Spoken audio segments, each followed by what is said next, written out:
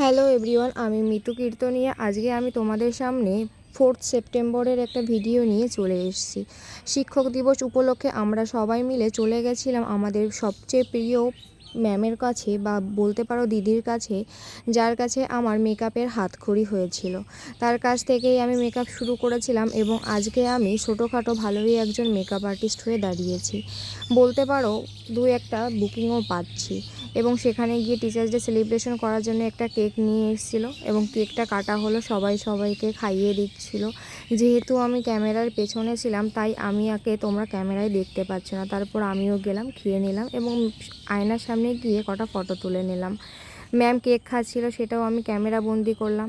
হাজার হলো তার স্পেশাল দিন, আজকে টিচার্স ডে যেহেতু। তারপর আমরা সবাই মিলে কেক খেয়ে নিলাম এবং কেক খাওয়ার পরে গিফট দেওয়া শুরু করলাম। ভীষণ সুন্দর একটা নিজের হাতের তৈরি একটা ফ্রেম দিয়েছিল। আর এরা সংসারের কথা ভেবে সংসারের জিনিসপত্র দিয়েছিল। সত্যি এদের ভাবনা চিন্তাগুলো সত্যি অন্যরকম মনে হলো আমার কাছে। যেহেতু তোমরা ভিডিও পরেই দেখতে পারবে কেন বললাম কথাটা। আমি ওদের ম্যামকে দিয়েছিলাম সুন্দর একটি গিফট, যেটা তোমরা নিজেরাই দেখে নাও কি দিয়েছিলাম। আর এটা আমার কাছে শুধু একটা গিফট নয়, এটা আমার কাছে একটা ইমোশন ছিল, আমার আর আমার ম্যামের একটা স্মৃতি।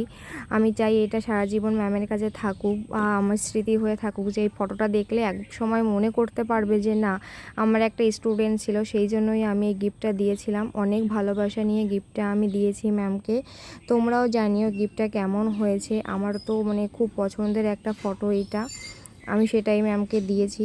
দেখো কতটা সুন্দর লাগছে আমাদের দুজনকে, একটা সত্যি ভালো লাগছে। আমার এই ফটোটা সবথেকে বেস্ট মনে হয়। তারপরে গিয়ে চলে গেল আরও দুজন, তারাও দিয়েছে ফটো ফ্রেম। তাদের সঙ্গে ম্যামেরও একটা ফটো দিয়েছে। সত্যি খুব ভালো লাগছে এটা। তাহলে এবার বুঝতে পারলো তো কেন বললাম ওদের ভাবনা চিন্তা ইউনিক। কারণ সবাই আমরা কোনোভাবে ফটো ফ্রেমই দিয়েছি এবং তারপরে সবাই মিলে একটা সেলফি বা ভিডিও তুলে নিলাম, যে আমরা যে কজন এসেছিলাম। যেহেতু টিচার্স ডে সেরকম বলে হয়েছিল না, আমরা নিজেরাই গেছিলাম ম্যামের টিচার্স ডে সেলিব্রেশন করতে এবং তারপর মজা করছিলাম, কেক বানিয়ে কেক কাটছিলাম, খাওয়াচ্ছিলাম। তারপরে চুলটা খুলে একটু পোজ দিচ্ছিলাম যে কেমন লাগে আমাকে দেখতে। ম্যামের সঙ্গে তারপর আমাদের কথা হচ্ছিল, অনেক কথা হচ্ছিল। তারপরে আমাদের সেই প্রিয় রুমটাকে ঘুরে আবার তোমাদেরকে দেখে রেডি ফেডি হয়ে আবার বেরিয়ে চলে আসছিলাম। আর তখন সবাই টাটা করে দিচ্ছিল। আর ম্যাম আমাদের আসার পথে দিয়ে দিয়েছে এক প্যাকেট ভালোবাসা, সেটা নিয়ে চলে আসলাম বাড়িতে।